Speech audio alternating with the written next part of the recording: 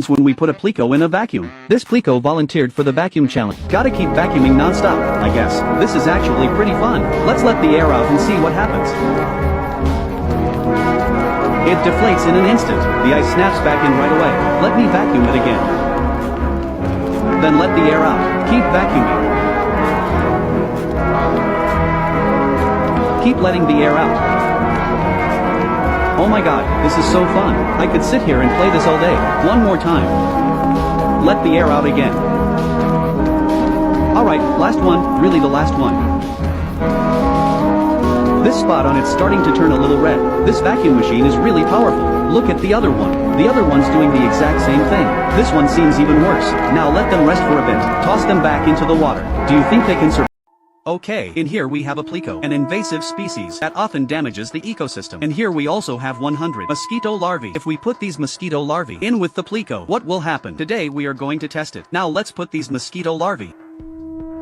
There are a lot of mosquito larvae in here. All of them have moved underneath the Pleco. I do not know why. Look, they are all hiding under the Pleco's body. So, will anything happen here? And will this Pleco eat these mosquito larvae? We do not know yet. Let's watch for a bit first and see what happens. Actually, it did not take long for us to notice that the water had already gotten a little cloudy because the mosquito larvae produced a lot of waste, which made the water really dirty now. As for the Pleco, it was not showing much of anything yet. By the second day I noticed. After day 2, there was even more gunk in there. Maybe the Pleco went too, and the mosquito larvae did too. And also, some of the mosquito larvae were gone. You can look at the bottom and see that some really are already gone. I do not know why. On the third day, the water in here got even dirtier. Look, the Pleco is still alive. You can see it is still breathing. As for the mosquito larvae, they were all completely gone. It looks like a whole layer of them is at the bottom. What happens if we feed a Pleco hundreds of expanding water beads? Will its stomach explode?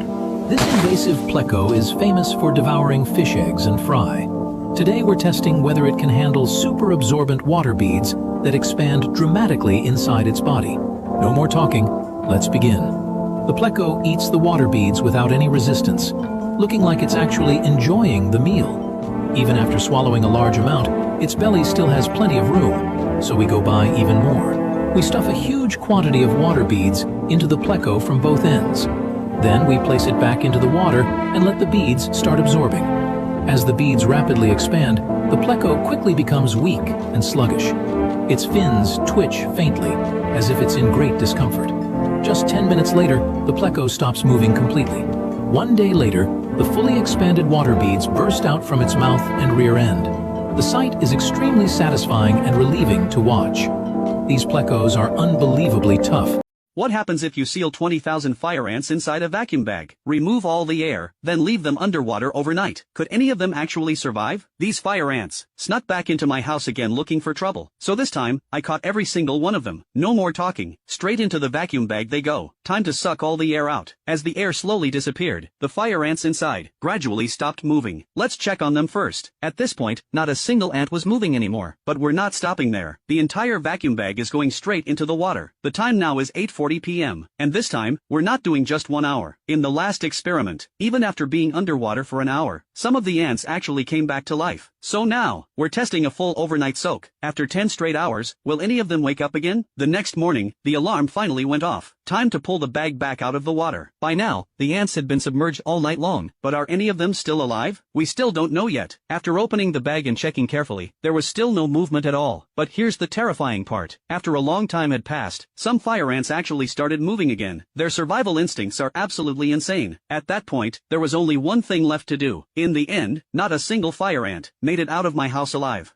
What happens if you seal 10,000 fire ants inside a vacuum bag, suck out all the air, and then run them over with a car again and again? Could any of them actually survive? For this experiment, I prepared exactly 10,002 fire ants. Just counting them took me 2.5 days. Alright, enough talking. Let's get straight into it. First, I poured all the fire ants into a vacuum bag. Then I turned on the vacuum pump and slowly removed all the air inside. Pretty soon, the entire bag was compressed flat. The ants inside were squished together like one giant pancake. When I picked it up, everything inside looked completely flattened. But the real test was just about to begin. I placed the vacuum bag right under a car tire and got ready to run it over multiple times. As the tire rolled over it, the bag was crushed hard against the ground. But honestly, car tires have grooves and gaps in them. I figured some ants might have avoided the full pressure. So I kept repositioning the bag to make sure no ants escaped the crush. Every single section had to be run over again and again. Fire ants are known for being ridiculously hard to kill, so I kept crushing it, moving it around, and crushing it again. In total, the bag got run over more than 80 times. At that point, nothing inside should have still been alive. But when I opened the bag, what I saw completely shocked me. Inside the bag, there were still fire ants crawling around, and the crazy part was, it wasn't just 1 or 2 survivors. Seeing that, honestly blew my mind. Even after being vacuum sealed, and run over repeatedly by a car, some of the fire ants were still alive. I can only say, fire ants are way tougher than I ever imagined. Looks like, this definitely isn't a reliable way to get rid of fire ants.